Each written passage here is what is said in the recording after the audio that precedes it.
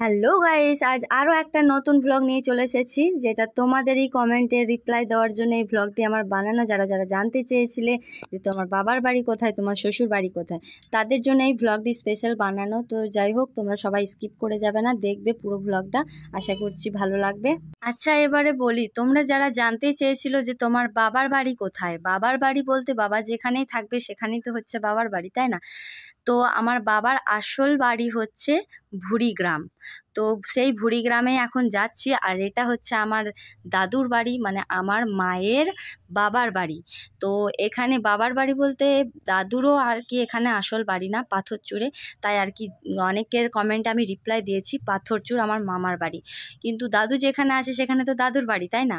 তো তোমাদের হয়তো গুলিয়ে যাবে, তো তোমাদেরকে সেই গুলোনোর ব্যাপারটা যাতে পরিষ্কার হয়ে যায় তার জন্য আর কি ব্লগটা বানানো। তো আমরা যেখানে থাকি, মানে আমার বাবা মা যেখানে থাকে, সেটা হচ্ছে আমার দাদু পাথরচূড় থেকে উঠে এসে আর কি হরিপুর কল্যাণীতে থাকে। তো সেখানে আর কি আমার মা বাবারা উঠে, মানে ভুরি থেকে উঠে এসে হরিপুর কল্যাণীতে থাকছে নিজের কাজের একটু সুবিধার জন্য।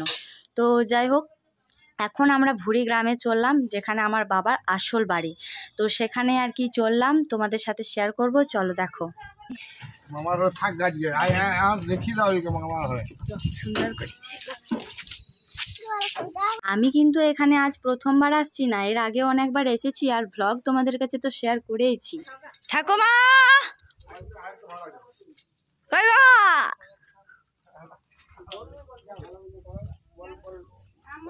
কি করছে সব?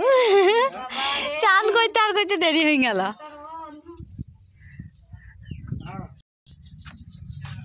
কাকা কি করছে এখানে?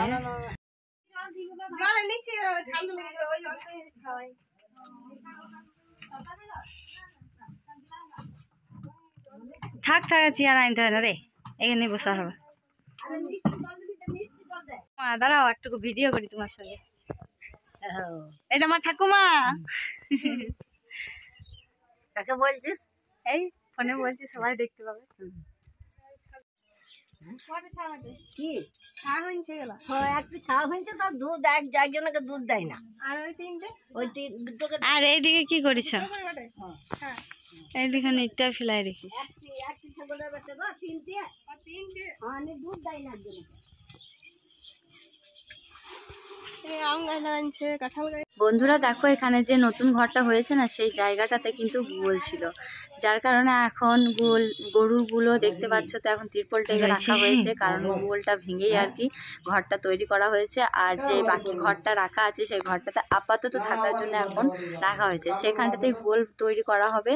তার জন্য আর কি একটু অসুবিধা আছে, তার জন্যই আমরা ভেবেছিলাম অনেক আগে আসবো, কিন্তু আসা হয়নি দেখার জন্য। আর এটা হচ্ছে আমার কাকিমার মেয়ে, মানে বড় মেয়ে।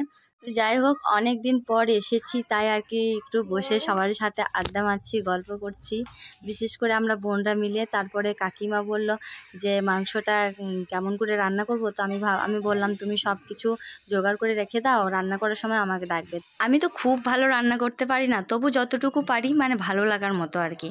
তো যাই হোক, খেয়ে সবাই নামই করেছিল, কেউ বলেনি যে খারাপ হয়েছে। এই ঘরটাতেই কিন্তু আমার জন্ম, আমি কিন্তু হসপিটালেও হয়নি, এই বাড়িতেই হয়েছি। তো যাই হোক, এই জন্মমাটিটাতে অনেক আমার স্মৃতি জড়িয়ে আছে। আমি যখন ক্লাস 2-এ পড়ি, তখন আমরা হরিপুর কল্যাণীতে আর কি চলে যাই।